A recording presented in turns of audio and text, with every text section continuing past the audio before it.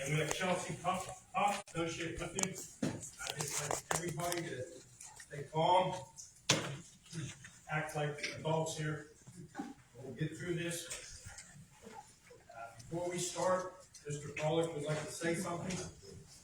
Okay, thanks, Joe.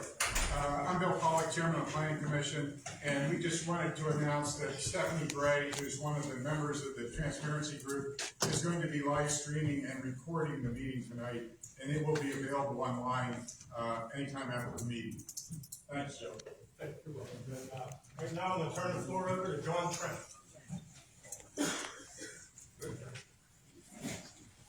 Hi, everybody. I'm John Trent with Strategic Solutions. We have an agenda for tonight. This is a workshop meeting. We've had several of these meetings.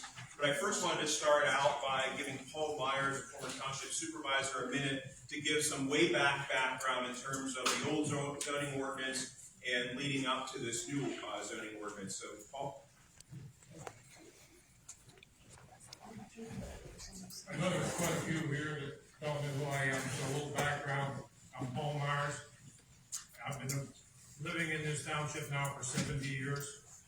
I am a two-term supervisor, and now I'm in my second term as an auditor. So I've been very involved with the township. A little background on the zoning. When I was a supervisor is when the adult bookstore come into the township. We as the supervisors had our hands tied. We weren't allowed to do anything but let them go. That was the reason why we started looking at that time at the zoning, to help control what can come in, what cannot come in. I've heard a lot that the zoning map is about to be changed with these meetings. I've reviewed it. There's only about 3 spots that have been changed. Prior to this, the supervisors on this, and that was with the residents' request. Otherwise, this zoning map is not changing. So the zoning stays the same. The other thing is, if you don't give everybody, and I'm saying a place to be in the township, and I'll throw this out, is to put a prison in the township. If you don't permit them somewhere, they can go anywhere. We need the zoning. I don't 100% agree with what they've done. There's a lot that I do agree with. But it was the same thing when we originally put zoning in. Keep an open mind and remember, we're looking out for each other so we don't get something undesirable in our neighborhood. Okay, thanks, Paul. Again, I'm John Trent. I'm with Strategic Solutions. I'm a lawyer, a landscape architect, and a certified community planner. I've been working with local governments across Pennsylvania for the last 25 years, primarily on zoning and land use and development issues. The challenges that Somerset is facing and planning for are ones that townships all over the state have had to deal with. And so that's why we're here to help update and prepare a new zoning ordinance. What I'm going to do first is, as I said, this is a workshop session, so we have a specific agenda to work through with the supervisors. I thought it would be helpful, and the supervisors asked if I would give a brief overview of zoning generally to start out with. And then I'm going to open it up just for general questions about zoning in general, and then we're going to go through our specific agenda. This is our 8th or 9th public meeting throughout the process. We started back in April of 2022, and there have been several workshop sessions, planning commission meetings, supervisor meetings to review the ordinance. We've also had several meetings internally with staff, and then our group, obviously, internally as a consultant team have worked on this since April of 2022. It doesn't mean it's written in stone. It doesn't mean it's final. It's great that you're out here tonight. This is another opportunity for you to provide feedback. At the end of the meeting, we'll tell you what additional meetings are upcoming. State law requires that the township supervisors go through a formal process, and that process includes planning commission meeting, and a hearing, at which you'll have another opportunity to provide feedback before the supervisors consider adopting the ordinance. Some general things about zoning in Pennsylvania. State laws that regulate zoning is called the Municipality Planning Code. And we, townships, municipalities, can only do what the MPC says we can or can't do. You don't have to zone. Most municipalities in Pennsylvania have zoned. But if you do zone, you have to cover the entire township, number one. And then number two, you have an opportunity to account for all uses within your township. Now, is it feasible that there's some new use that's going to pop up tomorrow? Absolutely. I've been doing this and been zoning officers for townships, boroughs, for the last 25 years, and I'm always surprised at the new uses that pop up. But it's good practice for the township to make their best effort to account for and anticipate all possible uses that could arise. Because you could open yourself up to challenge if you don't account for that use, and that challenge could result, as the adult bookstore example resulted in, that use going in where you don't want it, in a way maybe that you didn't want it to go into your community. Third, there are three types of ways that you can permit uses in your township. All of these ways are permitted. They're all different ways of permitting uses, and as I said, you have to permit every reasonable use within your community. The first way you can do it is a use by right. Second way is a conditional use, and the third is a special exception. We're going to talk about the zoning use chart, the 11 by 17 that many of you have in front of you. But for now, you'll see, if you want to glance at it briefly, you'll see a key in the top left-hand corner. And in the chart, you'll see S's, C's, and R's. So those are the three types. The R's are use by right, the S's are special exceptions, and the C's are conditional uses. Uses by right are permitted wherever they're designated in that zoning chart to be approved by the zoning officer for the township. So there's no additional hearing or meeting or regulation or approval beyond meeting the requirements in the zoning ordinance and a permit being reviewed and issued by the township zoning officer. By law, the Municipal Planning Code requires the township to have a zoning officer if they're going to have a zoning ordinance. The zoning officer reviews that application for a use by right, and if it meets all the requirements of the zoning ordinance, the zoning officer issues the zoning permit. The zoning permit doesn't allow for development. That's regulated in the subdivision and land development ordinance, and that's also being updated for the township as well. All the zoning permit does is says, yes, you can build a restaurant, a retail building, whatever, on that property when we issue this permit. The second type of use is a conditional use. That's the C or CU on the chart. The conditional use comes with additional regulations attached to it. So the conditional use application goes to the Board of Supervisors. First it goes to the Planning Commission for review and recommendation. Then it goes to the Board of Supervisors for a formal public hearing. At the public hearing, the applicant has to show how they meet all the specific conditions that are listed in the zoning ordinance.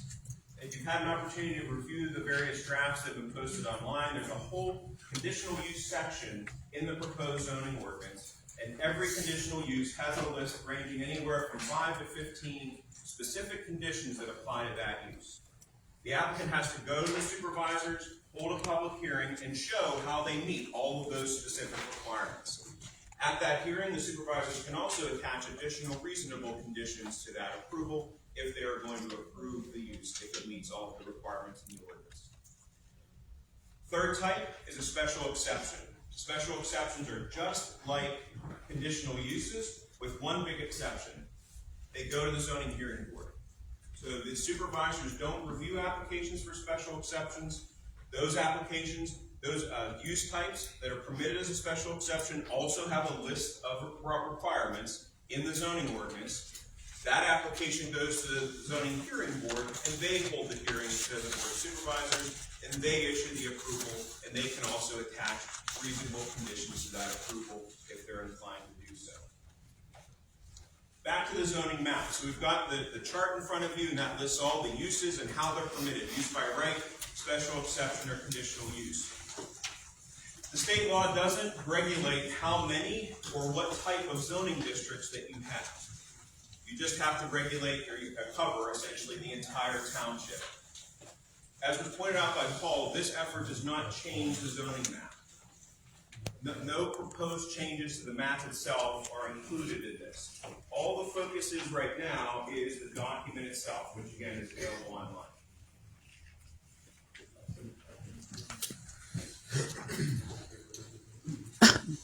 You can have as many or as few zoning districts as you like, and none of the zoning districts are changing with this update. It's just the text ordinance itself. And across the top of this chart, you can see in each of the columns the zoning districts that are currently in the township, and those districts aren't going to change. So this use chart is pretty useful in the sense that you can go across the top, find what zoning district you're interested in. Let's say if you own property in the township, and then go down the row and see what uses are permitted and whether they're permitted as use by right, R, conditional use, CU, or special exception, SE. If you're interested in building something in the township or putting a use somewhere, you go down the left-hand side and you find your proposed use, and then you go across and you see what zoning districts that use is allowed in. So that's a real high-level overview of zoning itself in Pennsylvania. Before we dive into the specifics, I want to give a couple of minutes to anybody that would like to ask a question about zoning generally. Not about this ordinance, not about specific Somerset, just zoning generally. Yeah. Yes, what Paul brought up with the adult bookstore, if that was, that's actually right by an exit, so it was probably business related already, zone business law or industrial. If that was to happen right here in A1 and they wanted to put it in a field here, right by the township, because it would be A1, it definitely wouldn't have been allowed, and if they would try to find the variance, they wouldn't be allowed that, because it was along 70 and along an exit, that's where all the business is close in the way it's drawn up now, is allowed. But now, if they would make the conditions, you can check the conditional use, as long as you can check those boxes, then it would be. So everything that's actually set up as a conditional use on this new proposal, as long as that's done, then you don't really talk to your neighbors or anything. On that, it took a while, and they probably fought in the township, but because they had no say-so, because it was probably already commercial or business use, then they met the conditions of a business use for that exit and was allowed to put that in, correct? Okay, so I'm going to work backwards, I think. For the talking to the neighbors idea, so that is not part of the process specifically. Right, so what you can do is there's always a public comment period during any public meeting. So if an application came to the supervisors for a land development, for example, there's always public comment. You can comment on that. There's a conditional use, there's a hearing, the neighbors or anybody, any resident can comment on that conditional use application. There's nothing formal that's required, and it's really not practical to go out individually and talk to individual property owners. That's why the state law says we have to hold these public hearings. As long as they meet the conditional use, it's gonna. As long as they meet the conditions, most often you need to approve it, yes. To back up to your adult bookstore example, yes, but. So yes, most likely they located at that interchange because that's where the business district was located, and that's where they want it to be in terms of access. And yes, if another one would come in, they would have a difficult time just plopping down in the middle of the field, especially if we had clear regulations on where they can go and how they're regulated. But the big but is that there's also something called fair share. So Somerset Township is blessed with lots of open space, lots of farms, lots of open spaces undeveloped.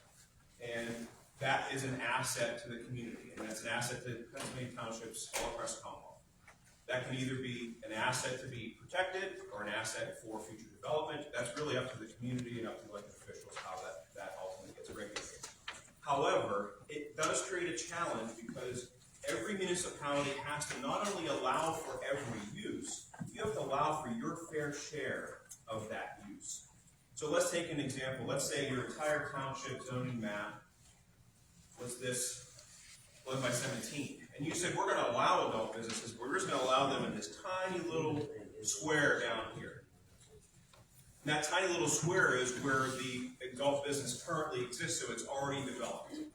If I wanted to come in with another use or that additional site for a location of that use, and you don't have any room for me, but you've got gobs of room out elsewhere in your township, the applicant could make what's called a fair share analysis, or challenge, and say, you didn't account for enough space for me. You have to allow, not only do you have to allow for adult businesses, you have to allow for your fair share of adult businesses. There's lots of cases, case law in the state that says how you go through this analysis of determining that. And certainly it's not feasible for every use, as you're writing a zoning ordinance, to go through that analysis for every use in the township. But generally, it's just something to keep in mind, that you can't just say no by putting a little pinpoint on the map and saying, this is the only place where the obnoxious uses can go. Anything else on that? Yeah, I mean, so now, if, say, adult store would be all A1 in 8% of the township, or anything, just like the new provisions, crematorium or medical marijuana facility, when you actually put that in 80% of the township, which 80% is A1, I know you didn't change the zones, but you moved all these commercial businesses into zones, so it's kind of the same thing. It's still the same A1, but you're moving all the businesses, and potentially, as long as they can meet the conditional use, it'll be able to be put in all, right next door to us if we want. So anything that would be there, as long as you meet the conditions, could be put in. Right now, it couldn't be. Now, back then, could an adult bookstore have been put in A1 in a No, we're jumping ahead, and we're just going to go around for 30 more seconds. So if you look at the map and you find sexually oriented businesses, you'll see in the current zoning ordinance, sexually oriented businesses are permitted as a conditional use in the B2. The only change is that is now changed to a special exception, but still only permitted in the B2. So it's not currently being proposed to be in the ag district. It's not currently being proposed to be allowed anywhere else than where it's allowed currently in your ordinance that's on the books now. getting away from the adult bookstore, just anything that's being proposed. That's going next. Yes. Crematorium, anywhere in A1, So anything, so even though the color of the zoning isn't changing, additional uses have been added. So, for example, there are a variety of uses that aren't in the zoning ordinance. In the first column, you can see there are a bunch of blank lines because they weren't in the ordinance to be able to fill in. You want to do your best effort, as I said at the outset, to list all those uses. So this process involves assigning those uses to a zoning district. So yes, even if the color of a property in the A1 district didn't change to C1 or to R1 or some other zoning district, any use that's listed in there as a conditional use, if all the conditions are met, yes, they're permitted.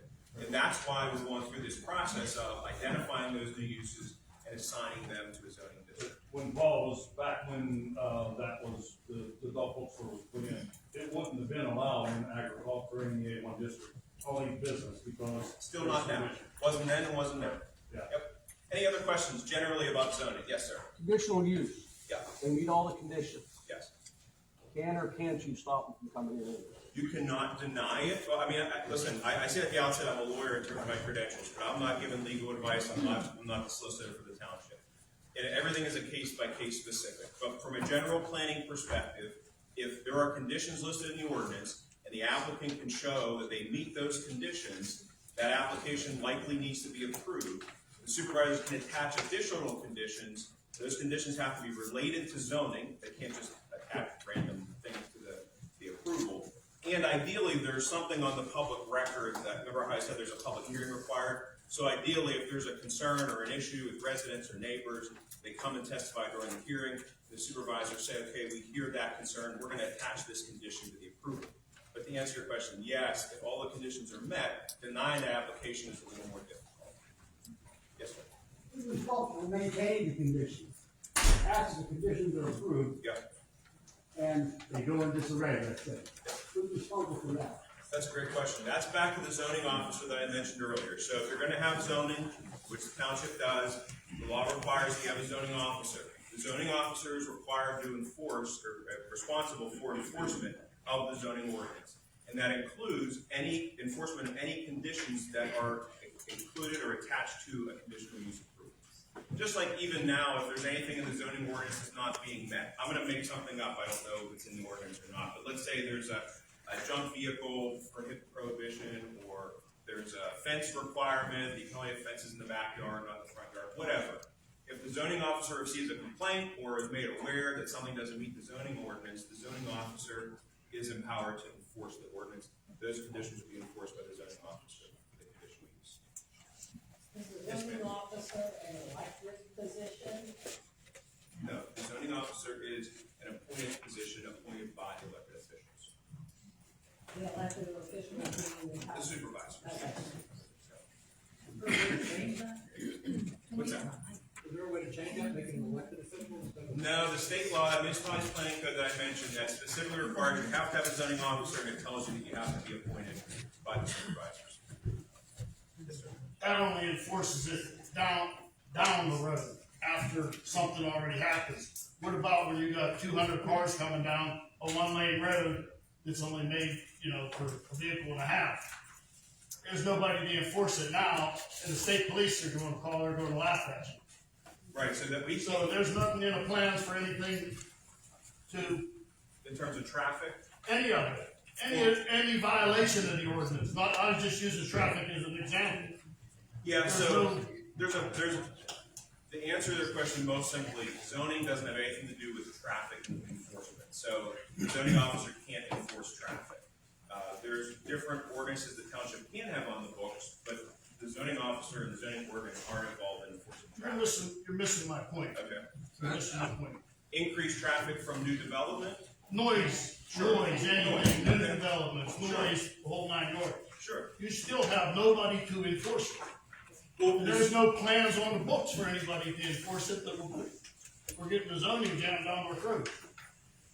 working backwards, nobody's jamming anything down your throat. I don't think the supervisors, we've had multiple public meetings, we're probably gonna have more, there's a public hearing at a minimum required. In terms of, the additional traffic or noise or whatever, I have to be specific, because we're talking about a law, right? This is an ordinance, law of Somerset Township. We can't put traffic law into the zoning ordinance, but we can put noise, we can put buffering, we can put any of that stuff, and there is a lot of that in there. In terms of enforcing that, again, it goes all back to the zoning officer to enforce all this. Down the road, that's gonna happen 4 days later. What about the immediate cause is what I'm trying to get at. There's nothing for the immediate cause while it's happening. But while it's happening, if there's a violation, then the township needs to be notified, the zoning officer enforces it when resources are available. Right, I understand what you're saying. Would there be a provision put on the ballot, so if this would be on the ballot to vote, because a lot of these people that, I've run a petition around, and most of the people I've spoken to haven't had a clue what's going on. If they would make a provision to put this on the ballot, now that this is coming to light and people are getting to know about this, why don't everything just kind of lay still, put it on the ballot in November, and let the people either vote yes or no, to either keep it the way it is, or make these changes, with additional uses, and these different changes, putting this, could it be put on the ballot, and just let people vote? No, I mean, I'm no expert in voting on Pennsylvania, but there's a process you have to go through for referendum. Zoning isn't one of them. The state law has a specified process you have to go through. We'll talk about the next steps at the end of the meeting. You said what words you used, but you said it's not being shut down our roads. Do we have a choice on what because my understanding is it's up to a couple supervisors, and I'm not sure the process, but do we, the people in this room, have a choice on what happens here? Whether this goes through or doesn't, or is it up to a couple of individuals? Well, just like with any decision, taxing, spending funds, anything for this municipality, state law regulates that. It's democracy. You vote, elected officials make those decisions by state law. This is one of those things that's specifically delegated to the elected officials. There isn't anything that specifically requires of a vote of the residents for anything in Pennsylvania, specifically zoning. Question. Oh, sir. 1 second. How about, you said before about the fair share? Yeah. But you were Yeah. across the street from the dog bookstore, where somebody wanted to put something else in there. And the property owner said, no, I don't want to put it in there, but your conditions say you can go anywhere in the business section, like on 7 or whatever, but nobody's willing to sell. Does that cover what we're saying? Yes. I mean, I'm not giving you legal advice, but yes, generally, just because the property owner doesn't want to sell, doesn't make a good argument to say, why there's nowhere in your township where we can go. Yep. So somebody over here had a question.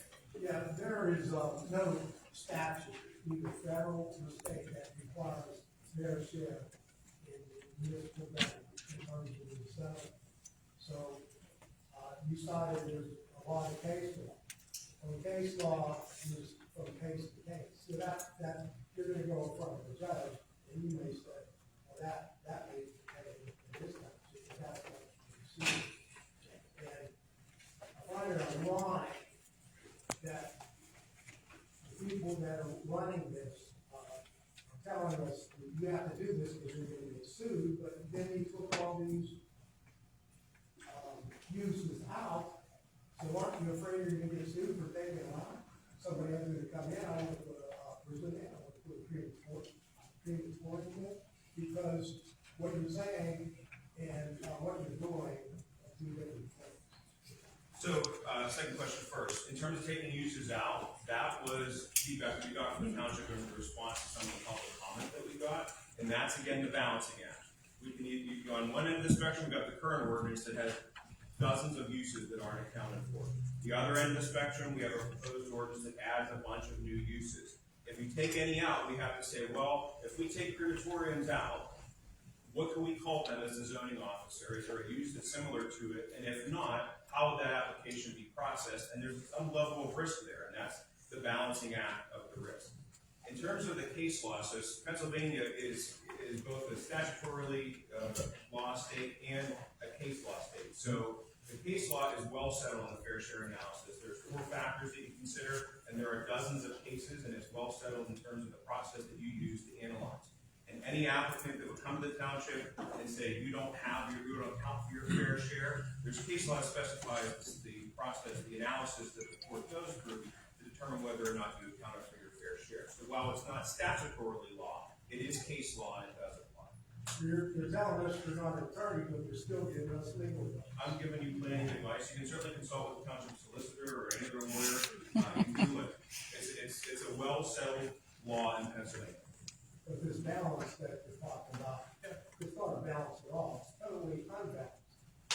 Well, it's a balance of determining the level of risk. Which uses do we want to make sure are in there so that we account for them? And if we don't account for them, there is some level of risk that we can get an application, and since we're not regulating it, that opens up us to some degree of challenge. And there's risk to everything, and Yeah, so back to Bert's point, you don't, none of you are taking into account the unintended consequences, what all this is going to create.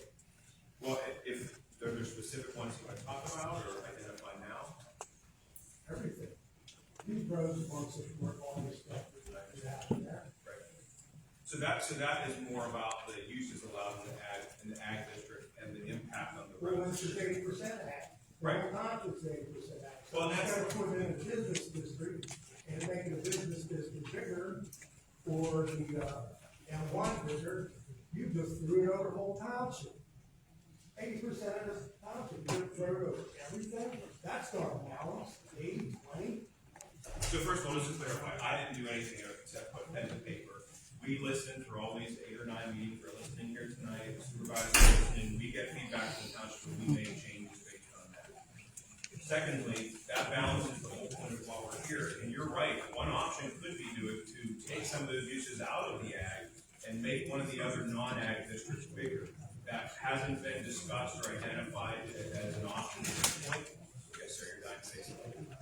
Yes, that's been the crux of Oh, our, I'm sorry, you didn't ever do that. Read that first. Okay. that's been the crux of our objections since October. Well, hold on, actually, could you give a specific general question? The question I can answer. It's not a specific statement. Well, wait, I just want to answer questions. We're going to answer questions. We have an agenda we have to get through. So do you have a question generally about Why something? have you required all of these potentially objectionable uses in A1, which is 80% of the township, when they are in other business areas where they belong? And they're being specified in 80% of the township where over 50% of the people live. That's the crux of the issue with most of the people. Good, because we're going to go through the use chart as part of our agenda, and we're going to go through line by line, and we'll identify the uses that you're concerned with. Again, this is a democracy, but this isn't a voting system. I'm going to bet you a burger that everybody in here does not agree. It's not going to be unanimous on every use and every decision, right? That is why we're a democracy, and that's why elected officials make those decisions. But certainly, we're going to document the feedback that we get from you, and that will be considered in terms of the final draft, and we'll go from there in terms of adoption. So my question, unless I misunderstood you, you said if you didn't want to put a crematorium in, you might have to compensate by putting a similar, what's similar to crematory? Nothing, that's why I think it should be on the use chart. Why do you want crematory? I don't want one, sir. As I said, yeah, as I said at the outset, so Peters Township, excuse me, hold on, there's a lot of people here. Peters Township, for example, went through a real nasty case over a crematorium. Part of it was they didn't account for it in the ordinance, they didn't account for it properly. I don't want a crematorium next to me, I don't want a crematorium next to you. I want your ordinance to be prepared for a challenge if somebody comes in. So if it's in there, supposedly we can challenge. What do you mean, who's That's my question. You said if we didn't put it in there, Oh, yeah, right. okay, then who would it be you're talking about? Any applicant could challenge the ordinance. Any property So owner, if any it's applicant. in there, but we don't want the crematorium there, what is it? Well, you have, yeah, so you identify where it can go, it's the, you know, I assume you don't want to know all over the region, right? But you have to allow it, so you allow it in a minimal area. Hey guys, I just asked that everybody stay quiet, I'm sorry, I know we're going long, but we're gonna try and wrap it up in 2 hours. What was I saying? No, you have to allow the conditional use of the crematorium, and you can attach conditions to it, you have to allow it somewhere. So I was curious about the similar use.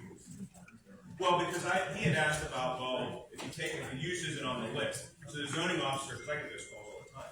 Hey, I'm gonna build widgets, and that building widgets isn't on my list of uses. Your choices are deny the application, in which you go to the zoning hearing board, you're gonna be challenged. Or you find a use, a definition of a use that fits, that's close to not crematorium, it's close or not close to crematorium, which is why it needs to be in the use chart.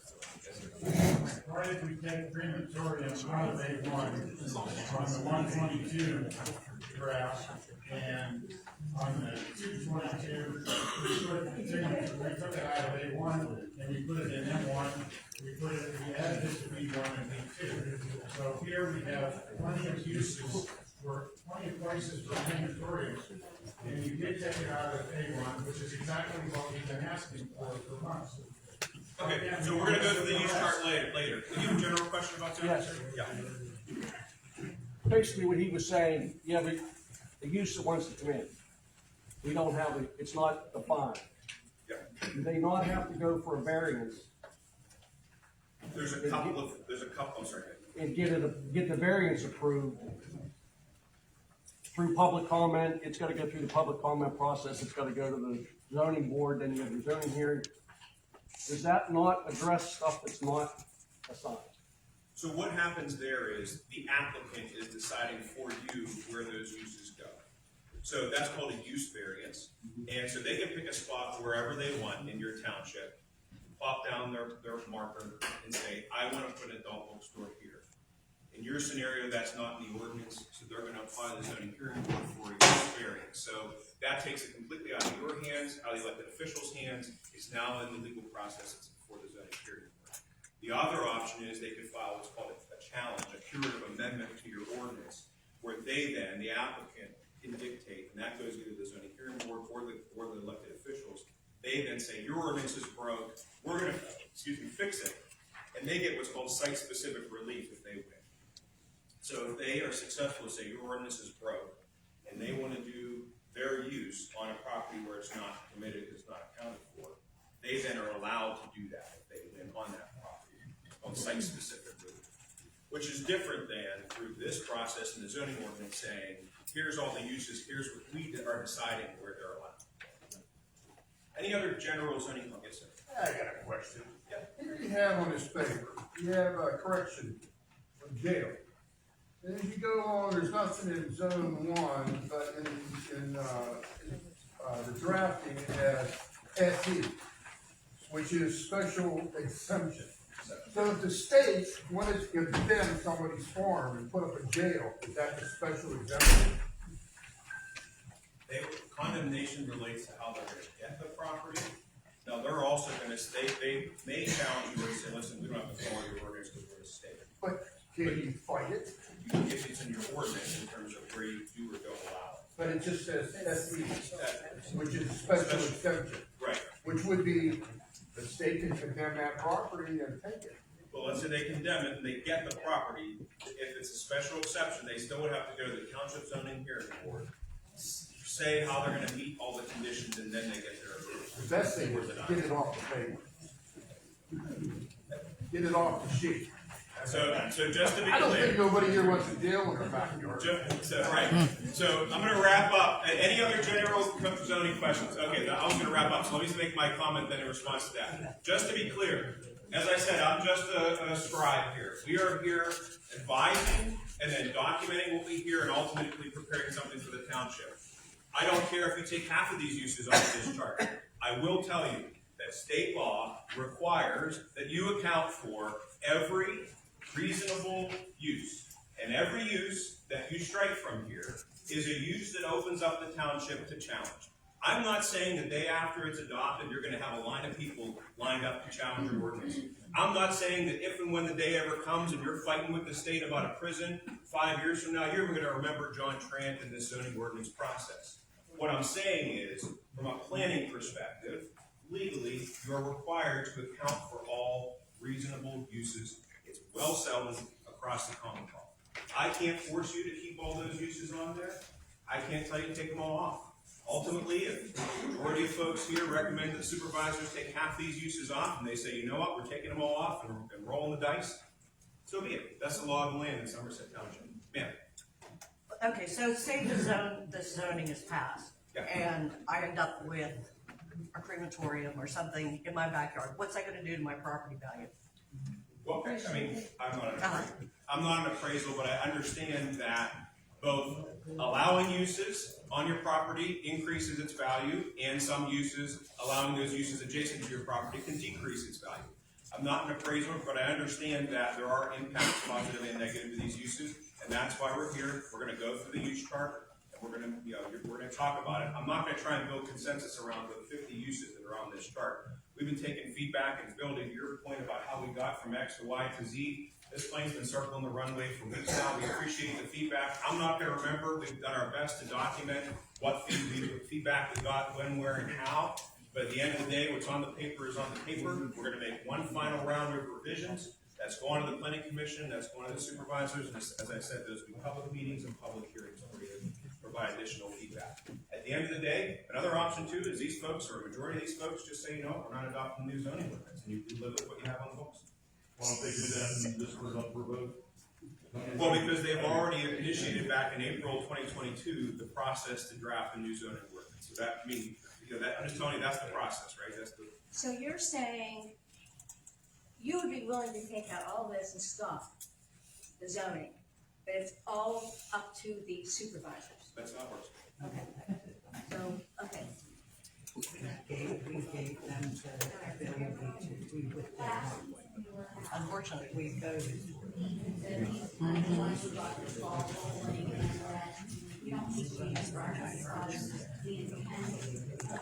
Hey guys, we're getting a comment up here. One last one. And himself is not nefarious. Sure.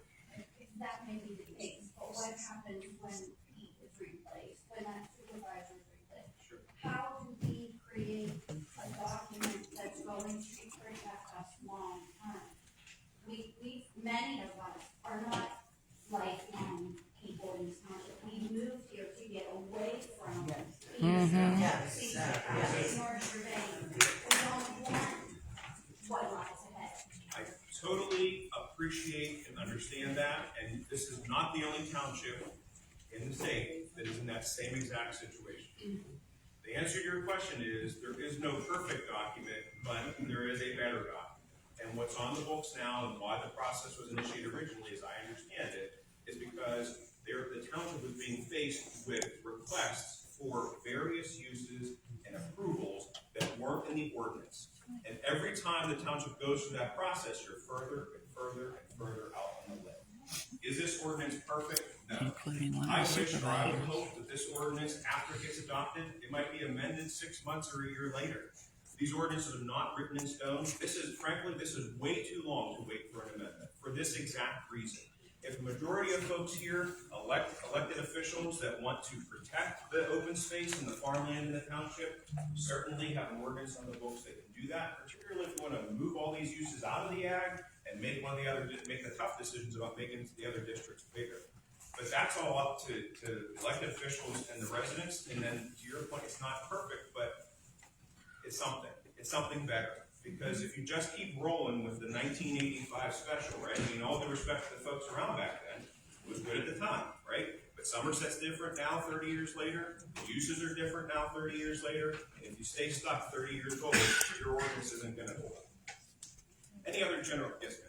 When you go through this whole zoning ordinance tonight, are you gonna tell us, this has been like this since 1973, and this is something, just, are you gonna break it down in layman's terms so we can all understand what they have changed? Just so Sure, everybody understands when you go through, right? absolutely. Okay, So that's important.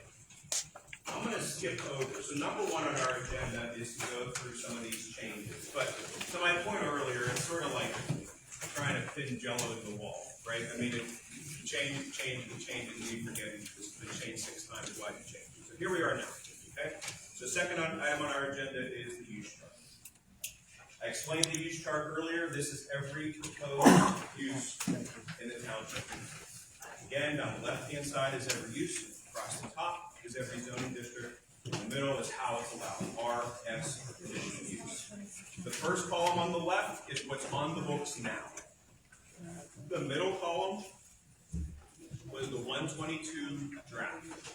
The far right column is what's in the current proposed draft. So for all intents and purposes, you could fold this, and the middle column really doesn't need a whole feet exactly. To answer your question, if you wanted to know what's permitted now, and that would be the first column, and then what's proposed, that would be the furthest column on the right. One thing to point out, in the first column, you're going to see a bunch of blanks.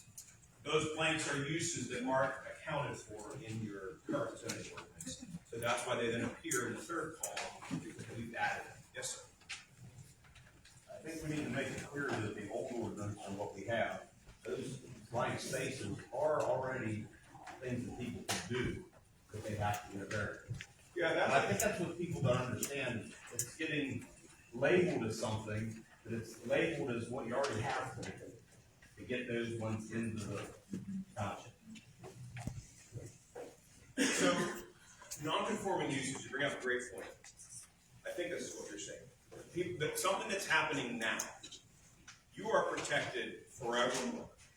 State law allows for what's called non-conforming uses. So let's say you right now run a restaurant in the ag district, and we change this on this chart to take restaurants that are no longer permitted in the agricultural district. Doesn't mean you have to close up shop. You can continue forevermore. State case law requires that, and you're allowed to reasonably expand that use as well. So nothing that's proposed here would affect your ability to do a use that's on the ground now. There is the option, this might have been also what you're talking about, uses that aren't here now, but you want to do somewhere else where they're not permitted. As I mentioned earlier, you have the ability to go through a use variance. But again, that's a legal process to the zoning hearing board, and that's the applicant deciding, not the township, not the township zoning ordinance. That's the applicant deciding what uses go where, regardless of what's on your fancy use chart. Okay. Any questions about the organization of this, and then we'll start going through it. Can I just ask you a question? Sure. You have said that people have come into the township asking about these special venues. And it's up to the township supervisors. They have decided to put all of these in bold. We reviewed the ordinance way back in 2022 and said, here's your ordinance, here's a laundry list of uses, and then here's what we think is appropriate for Somerset. You're not the city of Pittsburgh, you're not, so in terms of the number and types of uses, now most often all of those uses get included because conceivably you could get any use here. Okay, but who decided what was being put in here? In Did terms you of the decide or the uses, supervisor? we listed all the uses, we reviewed it with the supervisors, we reviewed it with staff, we had public meetings, we had workshop sessions. So here we are now. Again, circling the runway, does it matter? Here we are. Well, yeah. No, it doesn't a matter to me, nightclub? because here we are. I want feedback from you all right now. Doesn't matter how we got here. We got here through public meetings, we got here meetings with the supervisors, meeting with the zoning officer, meeting with staff, enough. I didn't wake up, I will tell you, I didn't wake up one morning and decide what you should go wear in Somerset. No, but I'd like to know who. Well, ma'am, listen, I'm not gonna let that go. Okay? I'll say it again. There were public meetings, there were meetings with the supervisors, there were meetings with the township zoning officer, there were meetings with the planning commission. As professional consultants, I've been doing this for 25 years across the Commonwealth. I make recommendations in terms of what uses should be included. These were not picked. These were not cherry-picked. These were not random based on which side of the bed I woke up on in the morning. This was based on our analysis of your current zoning ordinance and our understanding of Somerset Township from the supervisors, the zoning officer, and the residents we've been here. One second, Okay, I think like we're all aware of what the land use is for the, for A1 wants to come in. And I think another big problem though is the setbacks, the provisions where it's from the lines, property lines, minimum amount of acreage. I mean, you're talking an acre lot for some of this stuff, or a half acre with sewer. And it only has to be 50 feet from a property, depending front, rear, and side. I think that's a big issue too. Like, if you have the land and you have it away from, that's one thing, but. Sure, so there's what's called dimensional requirements or bulk and area requirements in the zoning ordinance. The point about the minimum acreage, that, to my recollection, didn't change from the current zoning ordinance. But there is minimum acreage size requirements, there are setback requirements in each zoning district. So once you determine a use is allowed, then you've got to put it on the property. And those setbacks dictate how far from the property line you have to put it. And you're right, there are requirements for setbacks in every zoning district. Yes, ma'am. And to that case, one of the things I did identify in what was on mine is a landfill could be put in 200 feet from a residence, which is less than the length of a football field. So what I'm going to do is, now that we're talking specifically uses, let's dive into the use chart, and I'm going to document the landfill one.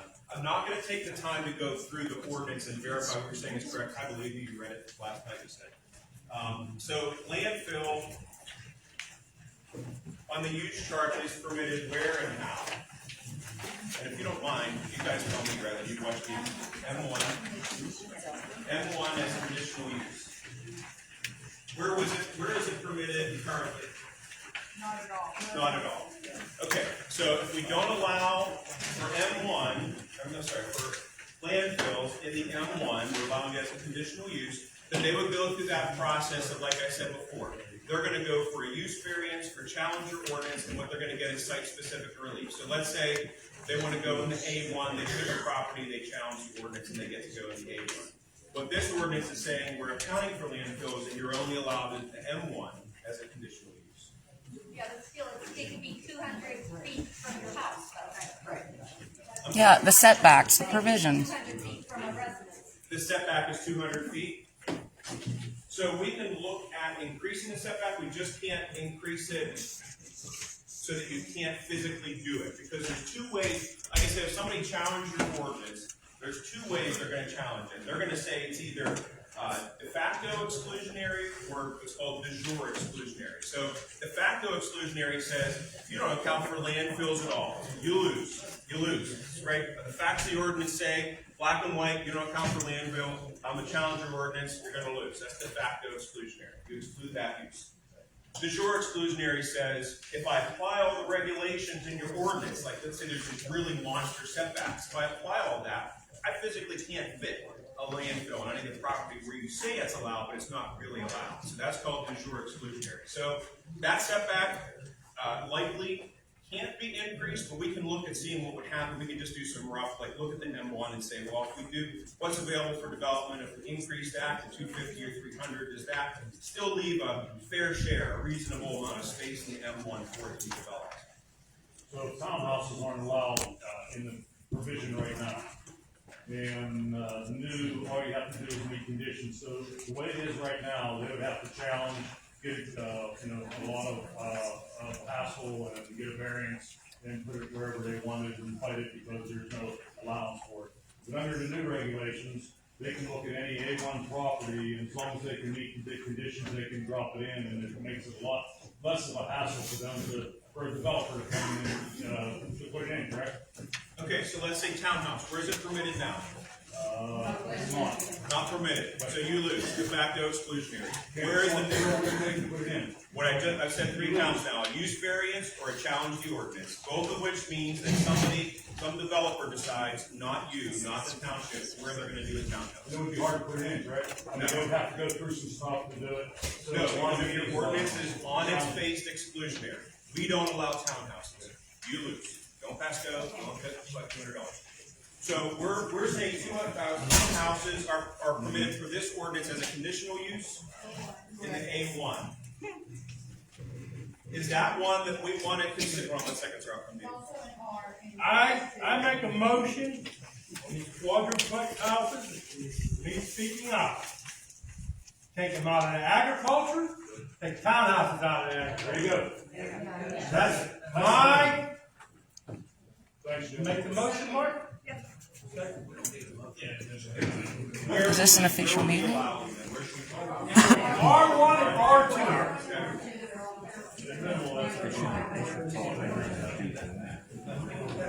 All those in favor?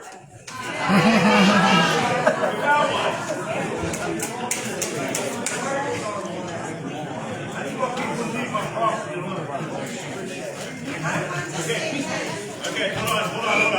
Sorry, I'm gonna maintain order here. I told this gentleman, you raised your hand a long time ago. 1 second, I was gonna ask why townhouses aren't in R1 and R2 to begin with, so. Yeah, so they are now. Ma'am. Okay, so this is a comment, all right? We're already getting rumors that we're getting a marijuana, distillery, we're getting a crematorium. And I think when you have meetings like this, maybe use them as examples, because the rumors are saying they are coming. All these things that, I didn't know that. they say they're coming. But they're Telling us where they're gonna be. Those are the rumors. I'm able to come here to clarify. Okay, so It's getting confusing for people. that's a great point. If I can still keep everybody's attention, let's stick with one at a time. So hold on. We have a map conversation over here. We'll get to the map in a minute. Transparency. Yep. And say, hey, we don't know if a marijuana growing plant wants to even come. They're telling us it's going in. It's being, as soon as you all vote, it's going to be built. The correctional facility is going to be built as soon as you all vote. So I think you're getting, I was confused until I came to a couple of these meetings. Good. I'm glad you came. It's getting clearer, but I see where the changes may have to be tweaked, supervisors. Yep. So that's a great point. So any of those new uses that I said we added, they're in bold and they're blanks in the first column for the current ordinance. If and when this ordinance gets adopted, that doesn't mean automatically that those uses are approved or even proposed in those zoning districts. And in fact, to the notice requirement, you sort of alluded to, how would you know? So the uses that you rattled off are all permitted as a special exception or conditional use. So special exception is to have a hearing before the zoning hearing board, conditional use in front of the supervisors. When those hearings are scheduled, not only do the ads go in the paper, and I get it, nobody reads the paper, most likely the township would also put it on their website, but the properties are also required to be posted. So if in your neighborhood or anywhere in the township, there's a proposed conditional use or a special exception, the township must post that property. So you're gonna see signs in the yard to say, hey, this is now proposed, and that sign's gonna tell you the date and time of the public hearing where you can come and provide comment. Okay, sir, I've asked you to wait a couple of times. Okay, you're ceding your time to the map discussion here. Okay, so we're gonna talk about the map for a minute. I think there were copies floating around. It's available on the township website. They're on that table behind you. If there's any more left, if you want to pass them around. I have a question on this. Hold on. I'm going to answer the map question here. Was there a map question? No.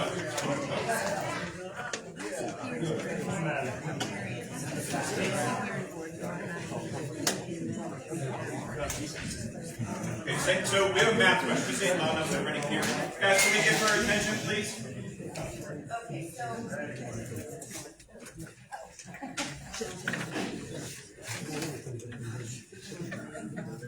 R1 and R2.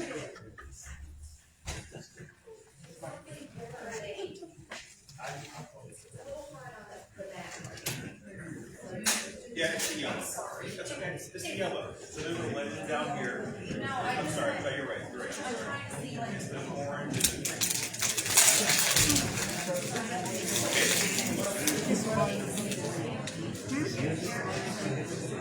Whatever it is, so if you go to the chart. Okay, folks, we have a question about the R1. So what uses are permitted in the R1 in the proposed ordinance? So if you look at the far right-hand column, you find the second to last row, and you can see the R1 uses are listed as an R conditional use or special exception. So yes, you asked about single-family homes. Yes, single-family homes used by right. Well, yes. So we also currently they're not there, but the proposal that we all voted on was to add them to the R1 and R2. No, it's okay. No, it's a great point. I mean, this exercise, I believe me, I'd stay here all night. We're paying you. We're paying. Hey guys, I can't help you if you don't stay quiet. If you want to talk, it's beautiful outside.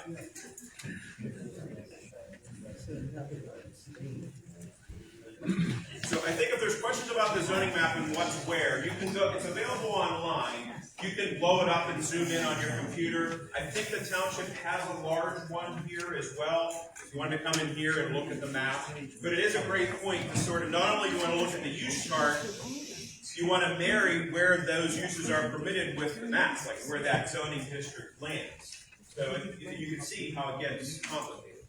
Okay, sticking with the use chart. Any other? Yes, sir.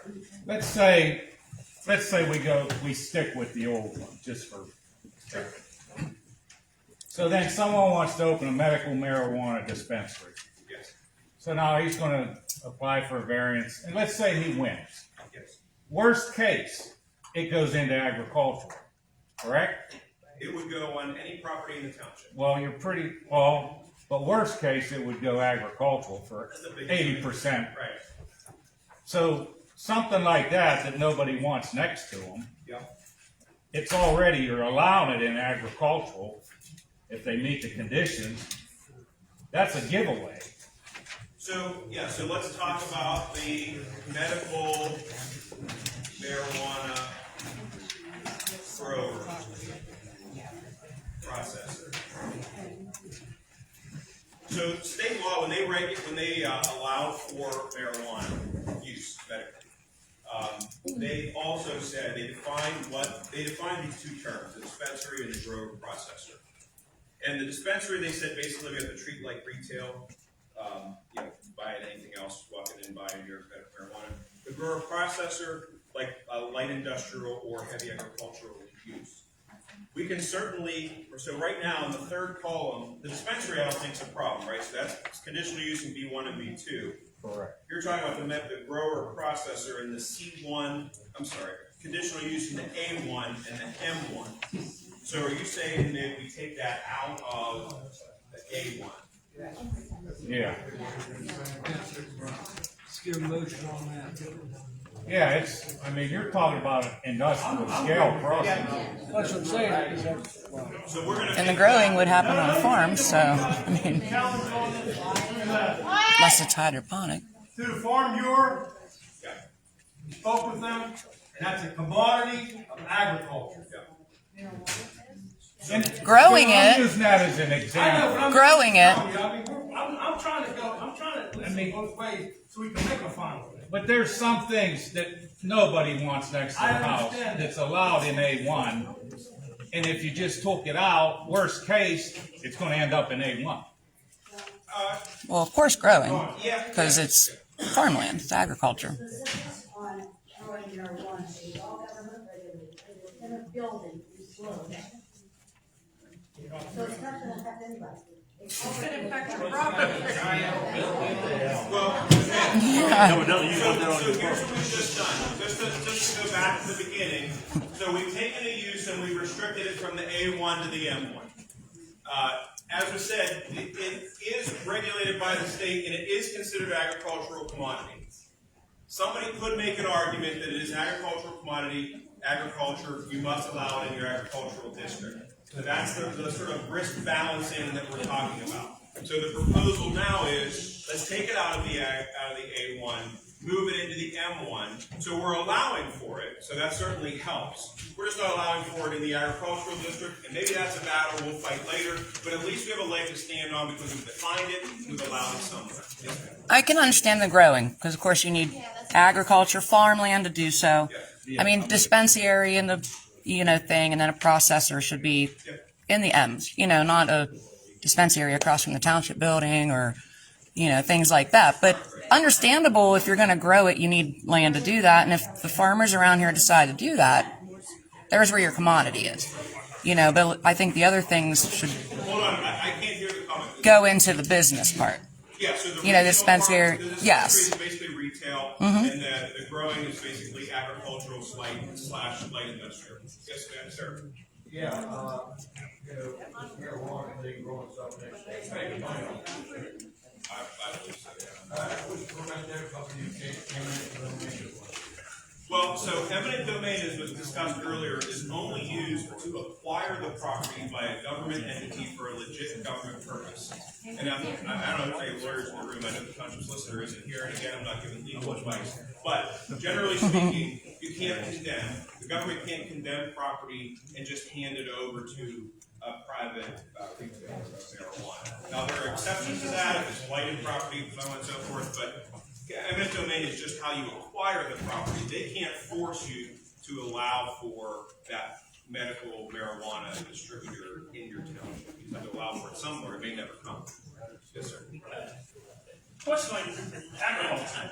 Yep. And it's allowed on these areas. And then down further you have hobby farming. Who's making that determination? Okay, yes. So hobby farms, what we find in a lot of rural townships is that as farming, now I suspect I'm new to Somerset, this is the 3rd year in, but I suspect that the farming of 30 years ago when the ordinance was originally drafted is a little different than the farming today. And the definition of agriculture and farming is defined by state law. And that is for the production and sale of commodities. I'm paraphrasing, okay? It's defined in the ordinance. But there are still people that want to have large tracts, and they live there, and they do farming-related activity. The problem is, farming, as you all know, is not a hobby farm. It's not a hobby. Farming is a business. Farming can involve a lot of processes that can be impactful. In a rural community like this, they're not impactful because there's farming happening everywhere, and it's open space. So what the hobby farm allows us to do is say, okay, if you want to have a couple of sheep or a horse or whatever, you can do that on a minimum size of these 10 acres in the 10 acres in the ordinance. But it's not agricultural. So that's us allowing for sort of an evolution of larger farms that aren't farms. The challenge is if you allow farming can be what's happening here in Somerset, but it can also be chicken mills that cover acres and acres and acres of nothing but chicken houses, or it can be pig farms and slaughterhouses. That's the thing I have issues with is who makes that determination, because if you look in the ordinance, like you're living in like chickens per acre and like all this stuff, I mean, that stuff. That has nothing to do with farming. So state law requires us to, farming's protected by the Right to Farm Act. So definition of agriculture is in the ordinance, but it's 10 acres or more, agricultural commodities, so on and so forth. Zoning can't negatively impact your ability to farm. That's well settled state law. So I'll give you an example. Like, say there's a height restriction in your zoning district. You want to put up a new barn, and that barn's going to be taller than the height restriction. Township can't say you're not going to go through. What about setbacks? Same thing. Here we go. That's all that. Well, apply for the permit and let the town, I'm not like proving or denying anything. Who or what initiated the process to have the zoning ordinance redone? Because we've been using this here for 40 years. And the 30 years I've been on the zoning hearing board, we've never had any problems with it, because you're not telling people it's been amended.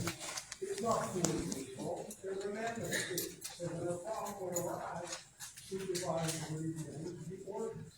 So why wasn't this ordinance meant? Why are we going in this direction? And I think we know, you have to ask yourself, we want who benefits from this? Not us. So who initiated the process? Well, as I said earlier, the zoning officer, he had identified a bunch of uses. Nobody's benefiting from the changes other than long-term having an updated ordinance on the books. And technically, this is an update. We didn't start with a blank sheet of paper. We did start with the current 1980 whatever ordinance, and then reviewed that, made comments on that, and started adding to that. And then over time, it evolved into this ordinance. It wasn't like we wiped the slate clean and took something from a Penn Township somewhere in the state and just plopped it down. It started with your old ordinance. And the old ordinance, we did an audit at the outset, and not only the issues that initiated the process in terms of lots of uses not being provided for, we also identified a whole litany of things not consistent with the current municipalized planning code, state law, doesn't have a bunch of uses that need to be accommodated, doesn't comply with recent case law, et cetera, relative to a variety of issues. So why are we relying on recent case law? That's how Pennsylvania works. Pennsylvania, I can't think of the word right now. Is there any lawyers here? Mike, my hand's up for a question, not a lawyer. I can't think of the word right now, but Pennsylvania, we have statutory law and we have case law. It's not even just Pennsylvania, it's the United States. The laws that are decided at the highest court are the laws of the land. Those also apply to and interrelate with the statutory laws that are passed by the governing bodies. In Pennsylvania, the highest court of the land relative to this topic is the Commonwealth Court. So there are a litany of Commonwealth Court decisions that deal with zoning and land use. We have to follow those Commonwealth Court decisions. If we don't, and an applicant challenges your ordinance, they're going to cite all those Commonwealth Court decisions. And if the court even takes up the case, you got to go to common pleas first and work your way up. You're going to lose if you're not following what the case law says you can follow. Yes, sir. Yeah, I have a question. Is there a deadline on when this has to be completed? No. The municipalized planning code requires a process by which we have a public meeting at the planning commission, a public hearing of the supervisors, and then adoption. Other than that, it's no. So when we started the process, we mapped out a schedule. Like I said, we've done 8 or 9 public meetings and several review sessions internally. Well, in some of your comments, you mentioned the public, you mentioned residents, including us, right? But throughout the night so far, we've gone through a half a dozen of uses, and what do they mean? So there's still a lot of confusion here. So what I would recommend is taking this third column and wiping it out. We spend a meeting on each page and let the public help decide. We collaborate with the officers and we help decide. We get a better explanation of what each one of these do for the community. With our planning and our zoning committee that we And have. then we can collaborate and we all get to vote on each use. If I can say back to you what I'm hearing is that we're going to get a room full of people to go through use by use and everybody agree on that use and where it's allowed. It's a start. It's a start because if you mentioned earlier. That's an option. You mentioned earlier public. You mentioned earlier public, like the meeting. Hold on. What's the question? Yeah, Why don't we do some of that now? We still have time. Well, listen. Let's talk about a earlier specific you mentioned use. about the public, and up until recently, public was not involved in this. The meetings went to daylight. We all have jobs. We're not going to be at those meetings. So here I am now. Let's talk The about newspaper stuff, you know. But we're not blaming you. We're not blaming you. We're blaming the township. We're not. Let's talk. I'm here to talk about specific uses you have concerns with. Okay, but do we get to vote on those? Do we get to say whether it's a democracy, sir. I don't know what system I could set up for you whereby everybody votes. I mean, it doesn't work that way. So do you have a use that you want to talk about? Ask the people. Ask the people what they want. Here we are, and we're not going to do it by crowd. We're going to do it individually and keep it orderly. Do you, ma'am, you mentioned, do you have a use specifically you'd like to talk about like we've done with these other uses? No, it's just any of these. I am concerned about my property value. Okay. Maybe you all aren't. So what But zoning I district? don't want a business coming What in zoning and district trading. are you in? And let's go down. I don't know. Okay, can somebody get her through a zoning map, let's find your property, and then we'll see what district. Let's start from the So- very beginning. We're all talking about these uses. It's on this page. Hey guys, hold on a minute. Hold on. We have a short list of. I'm answering this question, one second. Hold on a minute. So we're all talking about these uses on here. Okay, and I haven't read that page, that ordinance that they've done. But attached to these uses are conditions that have to be met. The key to this is the condition. Yes. Okay, so you can agree on a townhome, a marijuana dispensary, you can agree on whatever you want. If the conditions aren't agreed on, or the conditions, and that's the whole purpose of this thing, is to make the conditions protect us. Right. Okay. So, yeah, and the current ordinance has uses permitted as conditional use with no conditions. So it's just sort of a blank slate. So- This ordinance, any use that's proposed to be allowed as a conditional use has a starting point, a list of conditions. If there are particular uses you want to hone in on, you can review those conditions. So this is only the tip of the iceberg. Yep. You need to understand the conditions in the ordinance that protect this, or don't protect this, is the big issue, not this itself. Yeah, I promise. Well, that's not been talked about. Can I answer his question real quick? He's confused. I don't want to be confused. So what I'm getting at is, say a farmer's doing grass, Yes. and the old ones, you can't do that, right? You can't set up a little shack and sell his own grain. In the old. State law says you have the right to do that forevermore, regardless of what's in this. Okay, so it doesn't matter if they change orders or not, okay? So, Only if you're selling, I had an interesting, crazy case on it I won't get into, but only if you're selling stuff that you grew on your property. Okay. John, we have a relatively short list, and the crux of the problem with the planning and zoning volunteers in the township is that we've included a lot of commercial uses that can be very objectionable to the neighbors. In the A1 district, that's 80% of the township where most of us live. We have never argued that you have to take these out. We understand that you have to have a home for these. And if you take them quickly going through the medical marijuana grower processor, M1, not A1, we meet the codes. This is a building, this is not a field. This is a metal building with net fans and everything else. This is not consistent with A1. Microbrewery, the same thing. This is a bar. Micro distillery, it's a bar. You can make it conditional use in B1. It's a business. We take each one just like we did with the others. So We don't want this. microbrewery, where's it permitted in the proposal? Microbreweries are permitted right now as conditional use in A1 and, special exception in A1, it's CU in M1, B1, and B2. Now, this is the latest, this is the 222 chart I'm looking at. It's still in A1. Okay, so we're gonna take, so is the recommendation to take microbreweries out of? And special exception right now. Take it out totally. Yeah. That doesn't belong in a residential district. Okay, It's not in R1 and R2. Hey guys, seven people talking. Not in R1 or R2. John, there's confusion between the law and brewery. I'm looking at the right now. No, it's not. That's what I understand. It's not in R1 and R2. No, he's saying it doesn't belong in A1. He says R1. Okay, so, microbrewery, take out of A1, what's next? The marijuana grower. Whoa, we're not shot, I'm going, he said he had a short list. Winery. Yeah.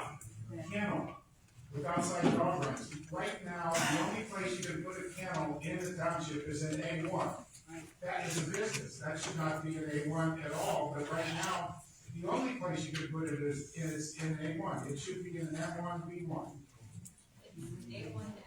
So you're just giving me a list of ones to take out of ag. Right. This is What if we have some farmers that raise dogs for a living, herding dogs? So we're not allowed to raise them now? That's not a kennel. That's not a kennel. That's agriculture. That's different. No. Right. Mhm. Pennsylvania law does define what a kennel is, thank you. Yes. And the ordinance that is proposed mirrors that definition. Except we have outside dog runs, which in the revision in 122, suddenly you're allowed outside dog runs 100 feet from your property line. And That's with loud. 20 or 50 dogs out there barking 100 feet from your property line, that's gonna be a problem. What are the other uses to take out of the Okay, repair garage. Repair garage does not Anybody belong here? as Better hold up there, big boy.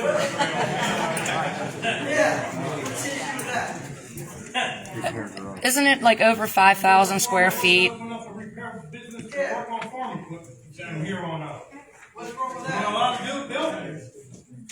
I understand It's that. an agricultural business though, I Bill. mean, a lot of farmers can't like afford stuff, you know, so they open up other businesses trying to afford it. working on something. Okay, hold on, let's get to the rest of the list. What else is on your list? Traditional event barn accessory, there's no special setbacks. And that is a business in a residential zone. So let's pause. Let's pause. I understand that this is a topic of great interest in Somerset Township, and it is in rural townships all over the place. Special event barn as an accessory use is defined in this proposed ordinance as an existing barn. You can't have setbacks because we're not gonna make the farmer move his barn. So what the accessory use allows is for the farmer to have events at his or her existing barn and also be actively farming the property. That is different than what's called a special event center. So I have seen where ordinances that don't regulate this, somebody buys an old barn and they pump $150,000 into it and it looks nothing like a barn. And now all of a sudden you've got weddings until 1 a.m. and people throwing up in your yard and people parking on the side of the road. That's not what this is. So this is the opportunity for a farmer to use his existing barn that's still operating as a barn to hold events.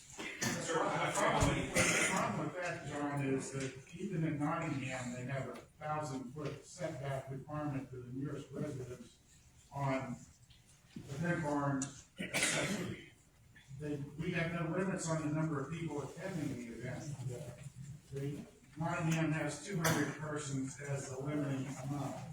We have no limit on the events per month. We have 24 events allowed per year with unlimited rehearsals, and that can all happen in 1 or 2 months, which obviously is going to happen in the summer anyway. And the problem is there's no setback and there's a lot of noise. Okay, so special event barn, special event barn accessory use, yes? Yes. Yes. Okay, Bill wants to go through the conditions, so Chelsea, tell me what page we're all gonna turn to. Well, you have printed a copy, it's Bill online, you can probably get it on your phone. 135. So as I mentioned earlier, every conditional use has a list of conditions. Watch, this isn't a condition. This is a supplemental regulation. Right. This is the accessory use, so. Yeah, so we're in.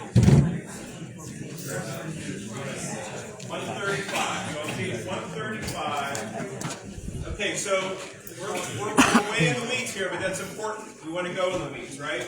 So, as I said, hold on.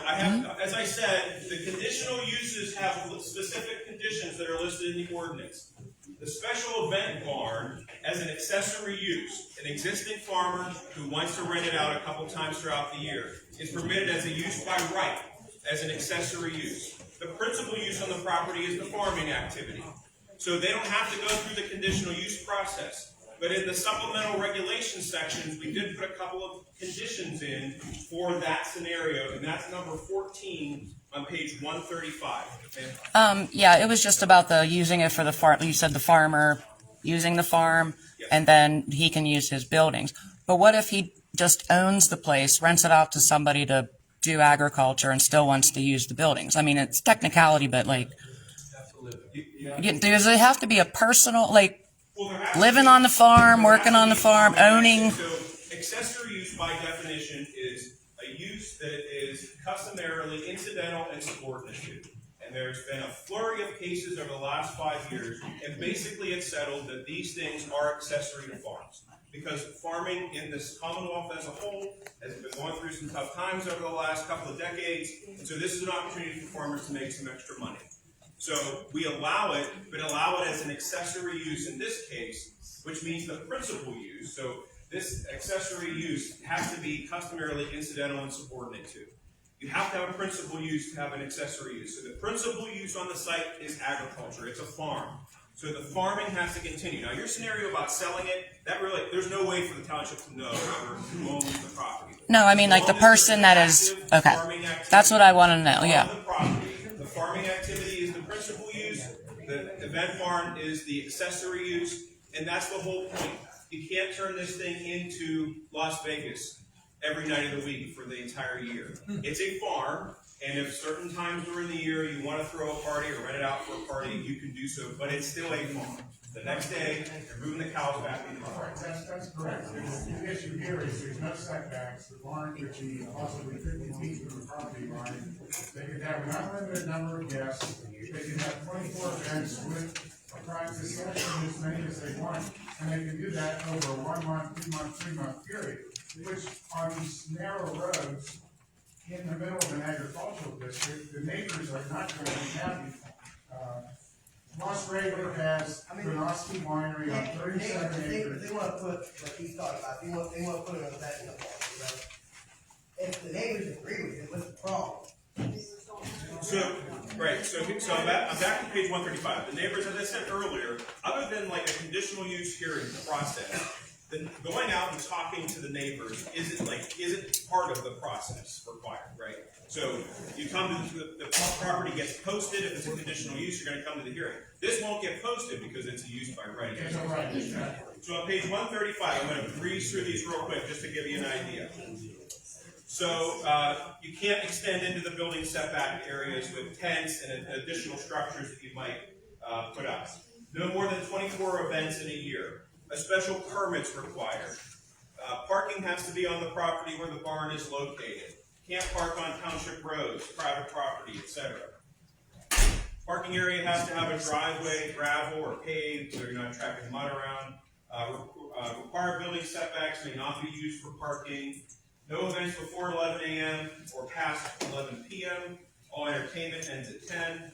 Nothing on Sundays. All entertainment has to be inside the barn. No fireworks.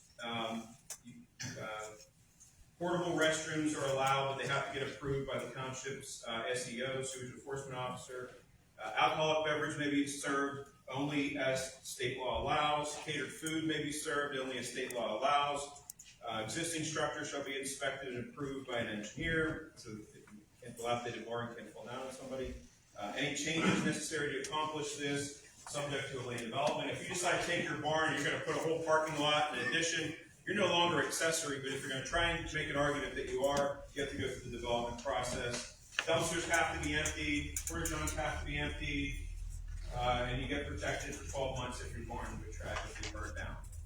So those are the current requirements. It sounds like everybody's good with keeping the accessory use in. Do you have a list you can provide? You can give to Lindsay of additional conditions to consider? Yes, certainly. We've been talking about this since October. Okay, so if you email those, that'd be great. Is there any more on your list? She has had the Is there any list. more uses on your list to take out a bag?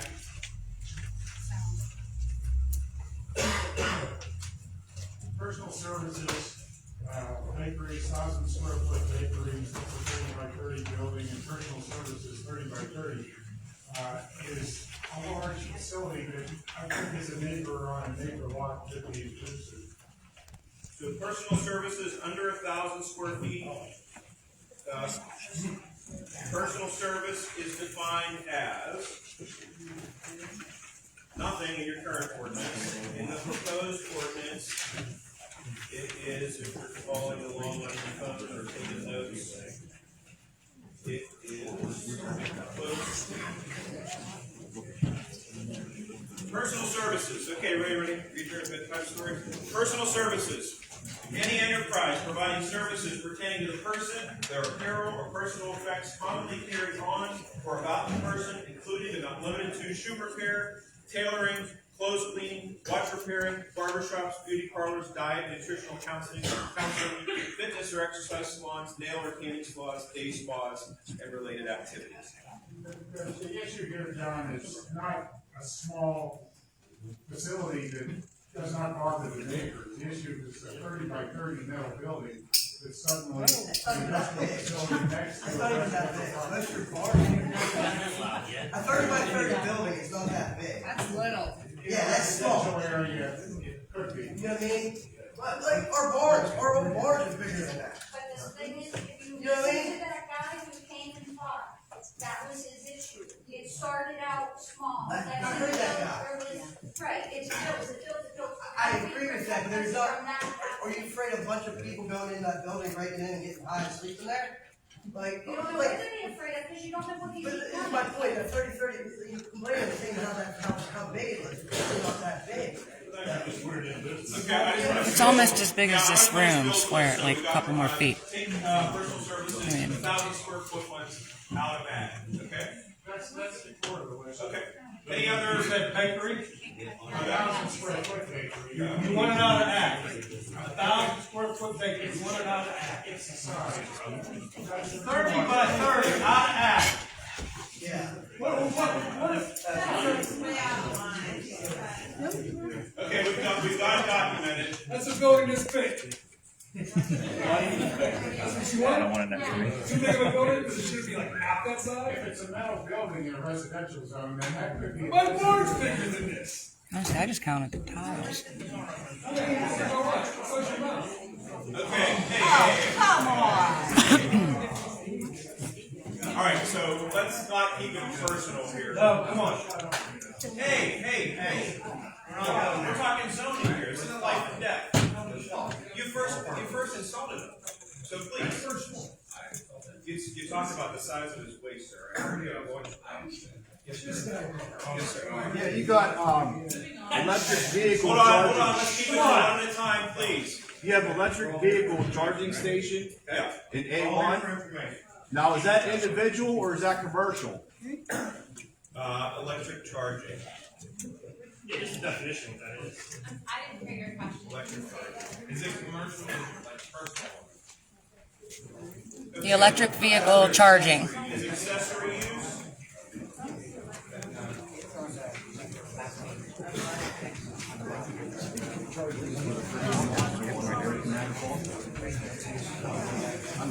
Oh, okay, so, yeah, an accessory charging station currently is a use by right in all zoning districts. So what's gonna regulate that is the definition, not of accessory. Now, we could take it out of some of the districts if we wanted to, if we thought that was a concern. But let's say, electric charging station, and it's for public use, right? I mean, it's defined as that. Right, but it's an agricultural. Right, so if it's associated with a retail building or what have you, but a lot of those uses aren't permitted in the ag anyway, maybe we just take that accessory use out of that. That'd be great. Oh yeah, the racetrack and the M1. So the definition of warehousing, so I actually, this is a hot topic in the eastern PA, and it's coming out your way too. Hey guys, again, it's beautiful outside, it's probably cooler out there than it is in here. So when it's hot, please go outside. The question's about warehousing. Eastern PA is getting slammed with these, and townships are scrambling to update their zoning ordinances to address warehousing, and it's starting to come out this way. You know, it can be a blessing and a curse, right? It can be economic development, it can be jobs, it can be increased value, it can also be traffic, etc. And that's that balancing act. So you have to allow for warehousing somewhere. The definition of warehousing, the question was, how is it defined? And it's page 49, 41. Storage and handling of freight or merchandise, but not including the maintenance of So storage and handling of merchandise, but not commercial vehicles. I have a question about that. Yeah. So that's a warehouse, but like, does that include like, I'm a truck driver, so it's that include the trucks coming in, dropping off stuff? Do you have to accommodate for like the parking lot and all that stuff? No, warehousing is just the storage, so. And that storage has gotta go on a piece of property that's there, right? So it would actually be the whole thing. Oh, right, I So thought. if the concern is it's in ag, if somebody bought a piece of land and wanted to put warehouses there that allowed for semi trucks to come in, it would then, like whoever the neighbors are, is gonna have a giant parking lot. Okay, that's what I thought he was saying. Okay, so we're keeping ag in M1. Any other uses? What are the uses? Commercial recreation. So questions about commercial recreation, what is it? Right now, it says CU in there. Okay, commercial recreation. An enterprise operated for profit by other than a public entity, either indoors or outdoors, for the pursuit of sports, recreation, or leisure activities, including but not limited to such establishments as miniature golf, or batting practice facilities, bowling alleys, ice or roller rinks, playing fields, racket clubs, swimming pools, theaters, dance halls, amusement parks, amphitheaters, and other similar facilities. So that's one to take out of A1?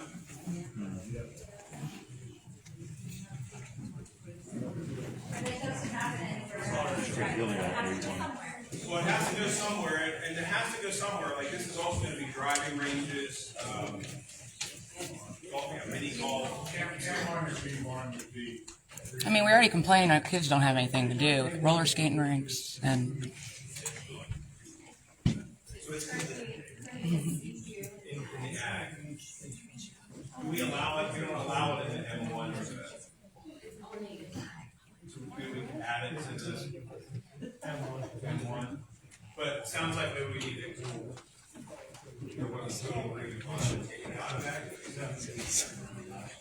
I don't think so. I mean, we all complain kids don't have anything to do. I mean, a roller skating rink or a whatever isn't so bad, but I do have a different question. It's about a land use. We're gonna pause there, and just a way of example.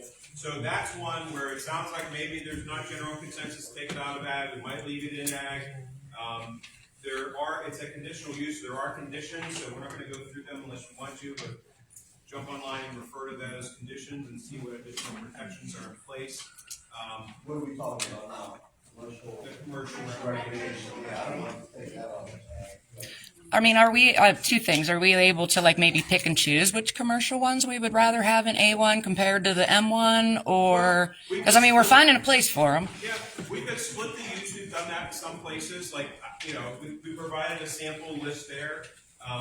What would the subcategory be of what's not allowed as commercial recreation? Oh, I don't know. I was just Amusement park too bad. Well, yeah, amusement park, like really big stuff. I would say probably not, but One that crossed my mind is maybe we don't want a bowling alley in an ag area, but right. something like a mini golf or some of these others more like outdoorsy. Mm-hmm.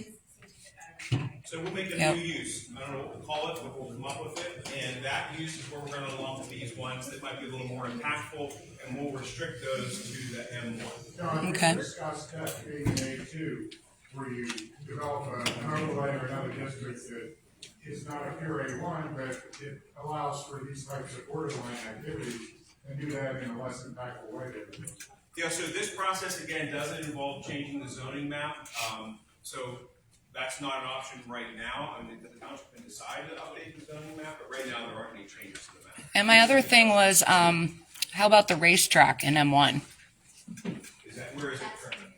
That's new. Yeah. Racetrack. Well, with the setback stuff, you've got bushes, with dirt so high to keep them raised. Proposed to be permitted. M1. So keep it there? There's no noise requirements on it. That's the big issue. Yeah, the big issue is the provisions, the use conditional. Okay, so hold on. So all we did was just confirm that racetrack's going in M1, but it's already there. So no change there. Concern about the noise. So there's a general provision in the performance standards sections that deal with noise, vibration, etc. I highly recommend putting noise requirements, specific decibel requirements in the zoning ordinance. Those are really, really difficult to uphold. You essentially have to have the device that I always forget the name of, in your bottom drawer as a zoning officer. You gotta calibrate it annually. If you go to court, you're gonna lose every time. There are some general provisions in the ordinance that give you, if it's totally obnoxious and there's repeated complaints, you'll have some language to rely on. It's just not real specific.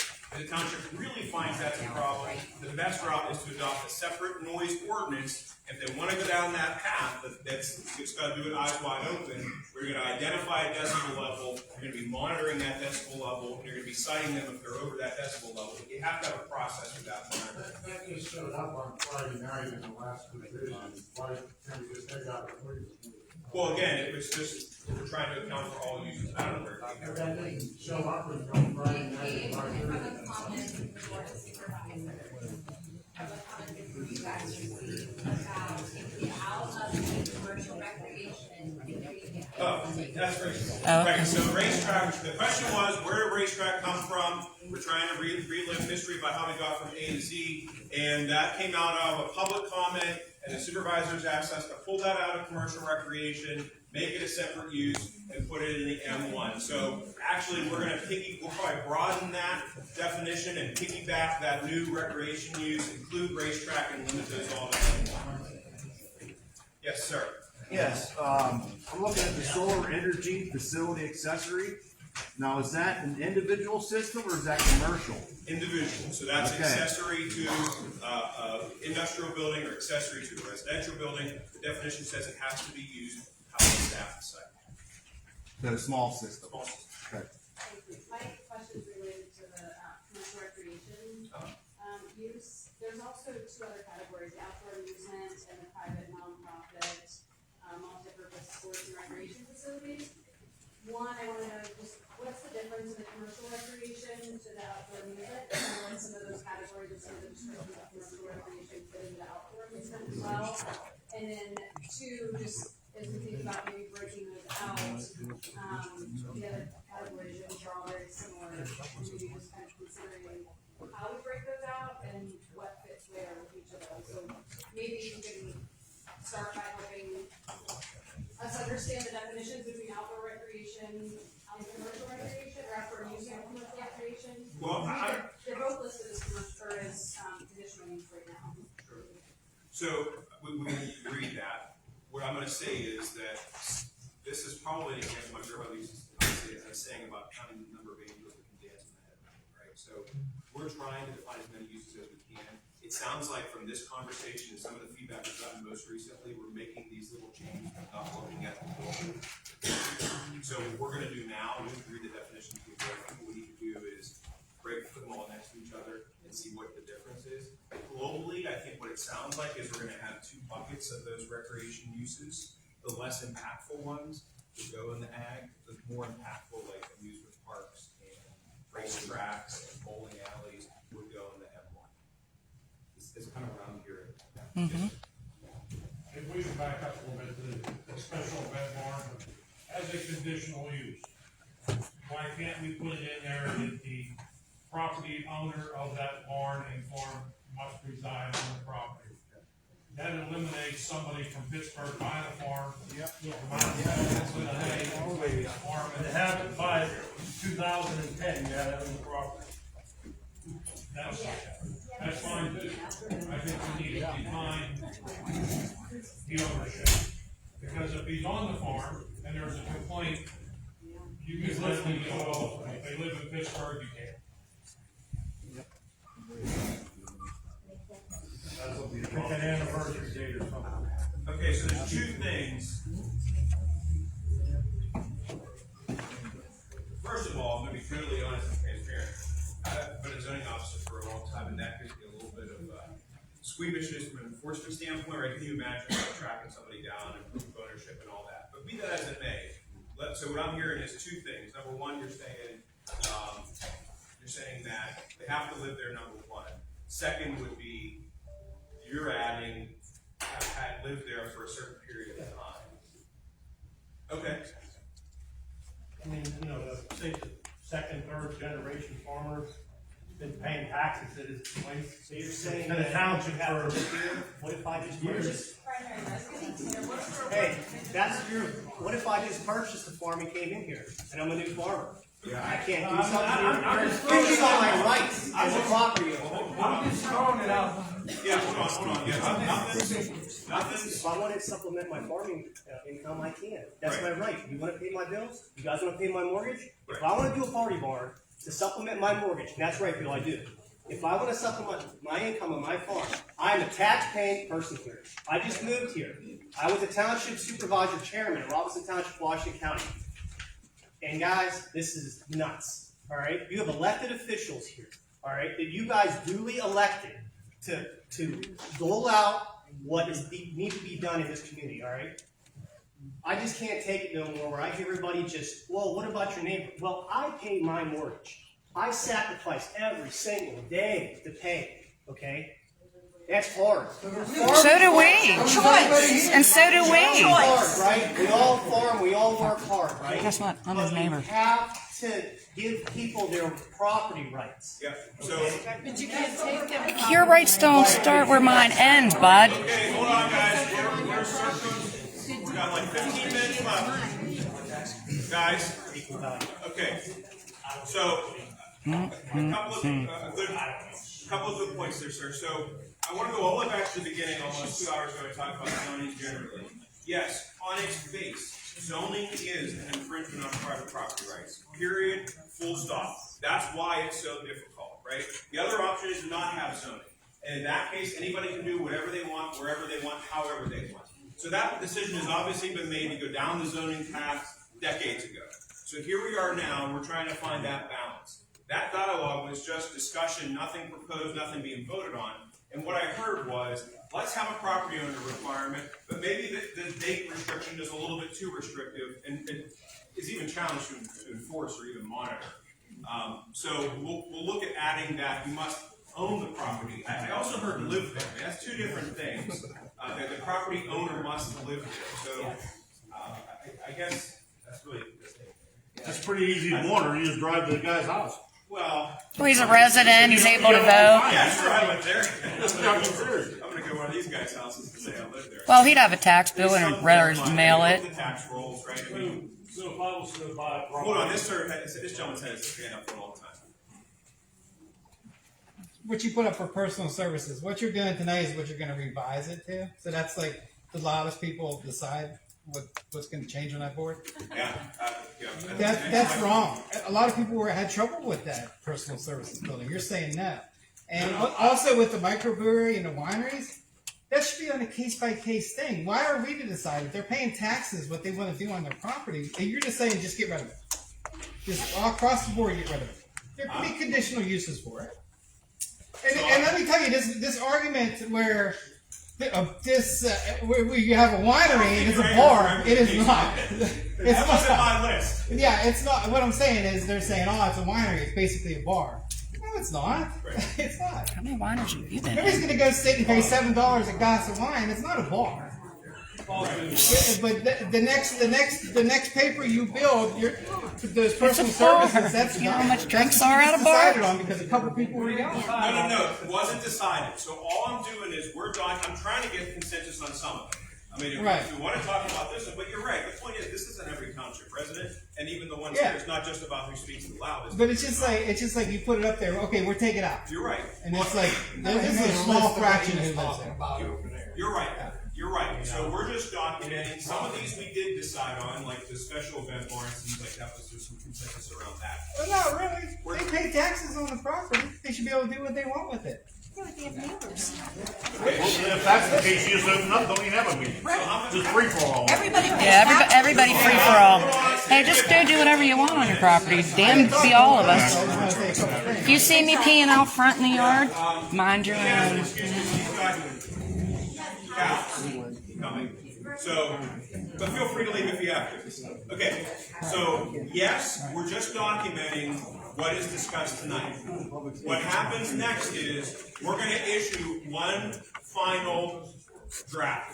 Final, okay? And I can appreciate that this is the first time that some people might be hearing about this. It might be the 7th time some people are hearing about this. It's great that there's this many people here.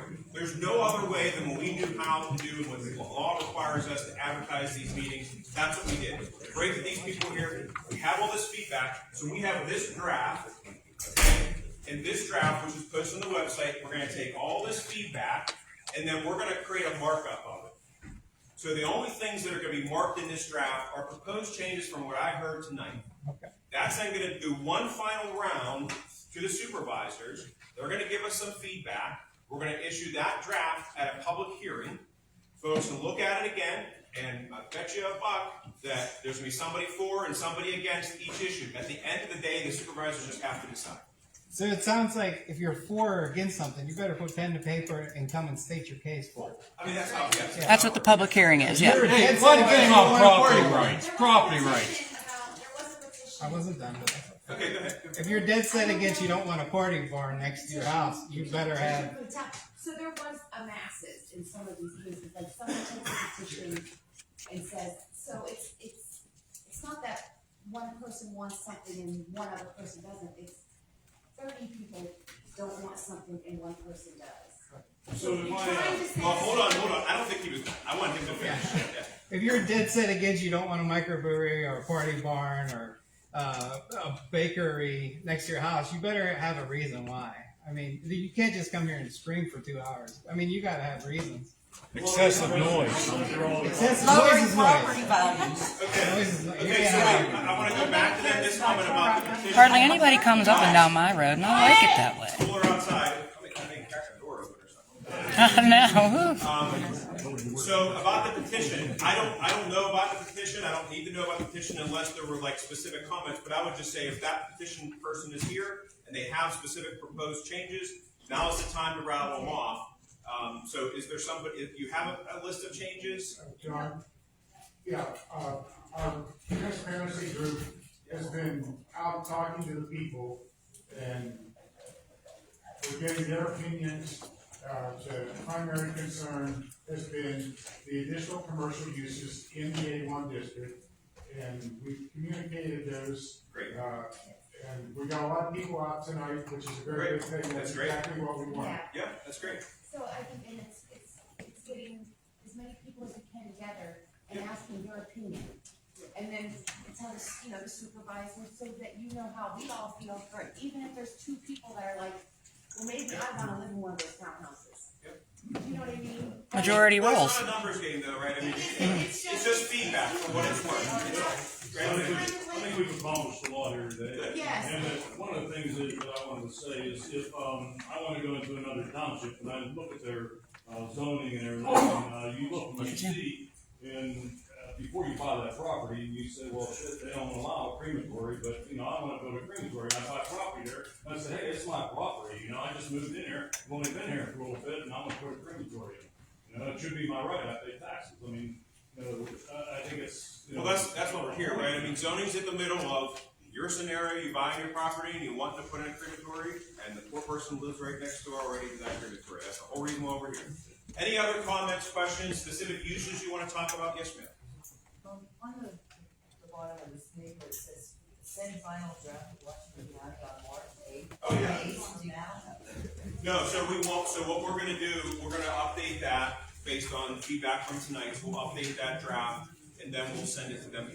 Listen, at some point you have to move forward. So it's not gonna be March 8th because that's like 3 days from now or whatever, but we'll update the draft, we'll send it to them. That was just the goal. So sometime in the next 2 weeks it'll go to the county. It has to by. And it already has gone to the Right. county once. They already so agreed you have once. it on.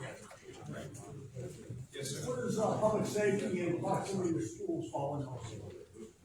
Question is, where does public safety in the schools fall in? So, not regulated specifically by zoning. The school, so schools are impacted. So, the municipal planning code requires the township to update the school district whenever there's like a new development, a new big project for development, so they can have an idea of like the growth and new residents coming in. But specifically, there's nothing in this process that says, hey, so, school district, what do you think? Is there a distance for Or like a brewery, let's say, for school. Yes, so there are some requirements in there, like the adult businesses, I'm not gonna list them all. Some of them have specific setback requirements from like schools, churches, marijuana. Any other questions about specific uses, ma'am? I got a question. All of this development that's supposed to come in, who's gonna pay for the water and the sewage to come in? Yes. Because the township. And widening the roads and Right. So that increase the taxes on us. Road service. Will they have to pay for all of that? No. So the question is about water and sewer. Who has to pay for water and sewer service? So the township is not obligated to provide new water and sewer service just because the zoning ordinance was updated, or really for any reason. Oftentimes it's going to be the municipal authority or the owner of the water or sewer system that's going to make an investment to decide for installation of new lines, or sometimes if the development is large enough, then the developer will extend those lines. There's no, this doesn't do anything to change the ordinances in the township that affect property owners from having to have on-lot or public sewer systems. That's regulated totally separate. But then you could put like conditions in for townhouses or a large home place to do that, to widen the roads or require them to put the sewage system in to do that. That's a great segue. One of our final items on the agenda is what seems like long ago, and also on the township's website, the township, we developed a draft new subdivision and land development ordinance. So at the outset, I talked all about zoning, and at one point I said it doesn't affect how you develop, it's just the uses, okay? Totally separate ordinance, it has to be by state law, totally separate ordinance regulates the actual development of the property. So let's say you want to put in a restaurant. I talked at the beginning, my restaurant's allowed as a conditional use or use by right. But to build that building, to build that parking lot, I have to go through what's called a land development process. And that's all outlined in the subdivision and land development ordinance. That deals with those infrastructure issues. So it's going to say you can't put in, I don't know what the requirements are honestly, but you're not going to be able to put in a townhouse development without public sewer most likely. And that's all regulated by the sewage enforcement officer and the county. That's going to be you guys remember the Washington County sewer authority? It'll be Article 6. But my question is, you could put in that the developer of that farm or whatever could put in, like say he's going up the road for residents, 12 residents, he's required to supply the other residents going to this. That's, the road. yeah, that's 100% clear. It has to be the applicant. And your road question, which I almost forgot about, is also in here.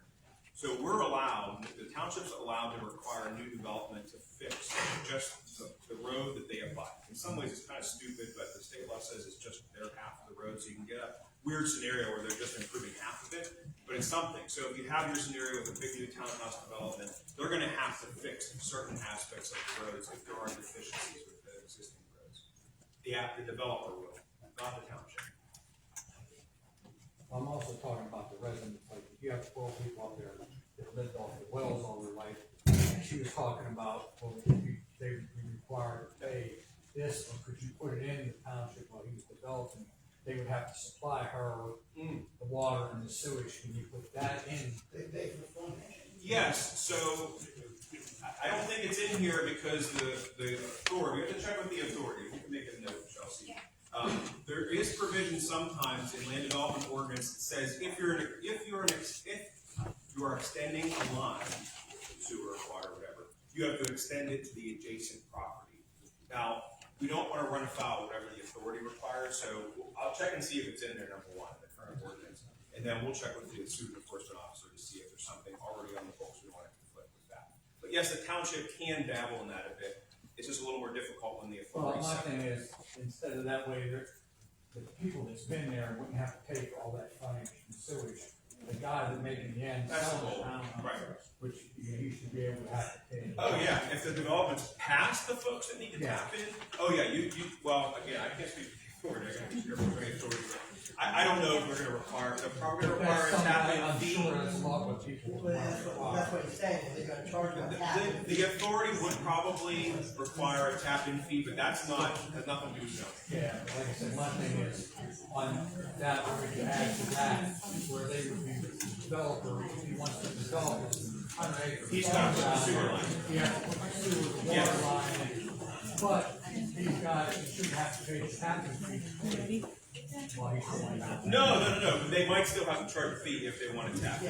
And that's not zoning that the authority can regulate. Again, that's a separate ordinance. So some places have ordinances that say if there's a line at your property, you have to tap in. Right. That's an authority. I bet that exists. So you have 12 houses here, that. Not all water companies make you tap in. Right, well, that's what he can't do. If you actually got a farm right here, you got 12 houses living on the low water and leave that. Now, they run the sewer line and the water line, now these 12 people have to pay to tap in that water line and sewer line to the demand to do that, they don't have an option. That's all authorities. That's nothing with zoning. But yeah, that's Okay, guys, we're talking sewer when this is zoning, so we're losing a couple people. I told you we'd try and wrap up in 2 hours, so we have 3 minutes left. Any final questions, comments? So we had March 8th, but we're going to revise that a week or so later. It's going to go to the county for their review. A public meeting is scheduled on March 25th for the planning commission. They need to review and recommend it. And then a public meeting immediately after by the supervisor, so they can then review it and review the planning commission's recommendation. And then the public hearing is tentatively scheduled for April 22nd. If we push back when we send it to the county, that may jiggle a little bit, but just look for a public hearing advertisement at the end of April or beginning of May. Between now and then, this final version with just the markups from tonight will be available online, and then also, as I said, go to the county so they can do another review. If anybody didn't hear earlier, the county already reviewed it. That's required. They had no comments the first time. I don't know if they'll have comments this time or not. I doubt it. Any other questions? Yes, ma'am. I'm still confused on Yeah. that. You sending the final draft before you have the public meeting. We have to send, so you have to send it, they have to have 45 days for their review to the county. So we send it to the county, and then while that happens, we're doing the public meeting with the planning commission and the supervisors. Then when we give the county their time, then we can have the public hearing, which is like the final hearing to get comments, and then the supervisors consider adoption after that. So can changes be made after you send this draft? After it's sent to the county, yes. After the hearing is advertised, no. So once this draft gets circulated and the supervisors give a nod and the planning commission give a nod and it gets advertised, it's sort of locked in stone. Otherwise, you get kind of in the situation we've been in for the last month or so where it's sort of like a lot of, everything's at 6 and 7's up in the air. So we've got to lock a draft in. Then it goes to public hearing. If the supervisors then, based on the feedback from the public hearing, want to make a lot of big changes, you got to go all the way back to start and do the process over again. Otherwise, they'll adopt the version that went to them at the public hearing. You seem confused. I don't want you to be confused. Yeah, I am a little bit. Okay, yeah, let's keep going. You're sending the draft before you have the. Just to the county just gets a crack at reviewing it. Honestly, we're not going to hear it. So it's not going to happen. But is that what's on file? That would be the actual. It's a draft. The draft that gets locked in is the draft that goes out for the advertisement for the public hearing. So sometime after it goes to the county, I doubt there'll be any changes after that. There might be a couple more final changes that we get back from the township. Then we got to advertise that public hearing for the end of April. When that gets advertised, everything freezes, and we lock that draft in, and no changes are made. Between now and then, yeah. So the advertisement goes in for the hearing, no less than 7 days prior. It runs twice. It'll run no less than 7 days and no more than 60. So what we typically do is it'll go a week before the hearing and 2 weeks before the hearing. So the hearing is the 18th of April. You'll see the ad on the 11th as well as the 4th. So it has to run for 2 consecutive weeks, no less than 7 days, no more than 60. We just run it consecutive for 2 And whatever date that goes in, then we issue that final draft and it gets frozen. And then the date on the draft. Oh, it'll be here, yeah. I mean, unless the supervisors change the location, I suspect it'll be here. Yeah. There was a, yeah. There seems like there's still some back and forth on some of the topics that we talked about. Who decides what stays, what goes, what gets moved, and gets into the next draft? Is that the supervisors? Is that another meeting of this group, the residents? Is that who decides what gets into the next draft? The first pass is, we have to look at it and we can't make more problems than, you know, it has to make sense, right? So we're just gonna kind of go through it and just make sure if we change this, it's gonna make 6 other things be a problem. So we'll do that, and then we'll provide that to the township, and the township will tell us, the supervisor will tell us, make this change, don't make that change. And then we do that draft, and that draft gets distributed, and then I'll create ultimately, the final decision is what the supervisor. Right. And, you know, we elect them. So, and I'm pretty confident they're kind of listening and they're kind of on the same wavelength. Yeah, so, I forgot the public meeting, don't forget the public meeting too, so, right, the 25th, okay, so that'll be another opportunity.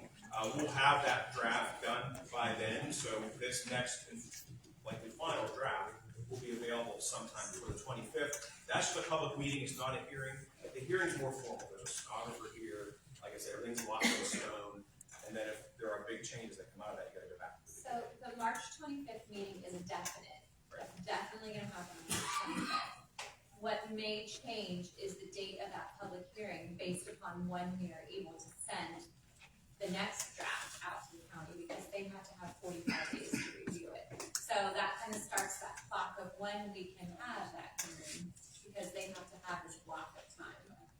Yes, ma'am. Is there a reason why we're hurrying through this? And I understand on this for almost 2 years. Sure. But why can't you wait till the final draft is done, as opposed to possibly sending something to the county and then changing it after the fact?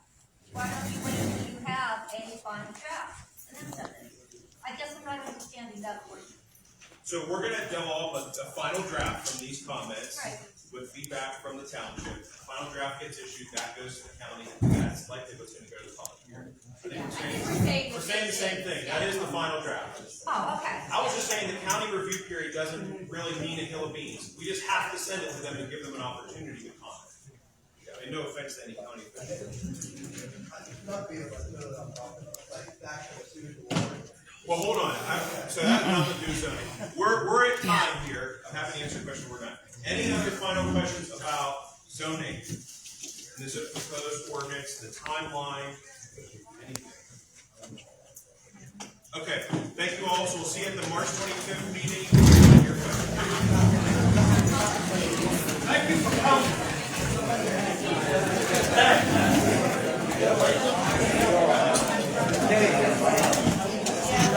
Thank you.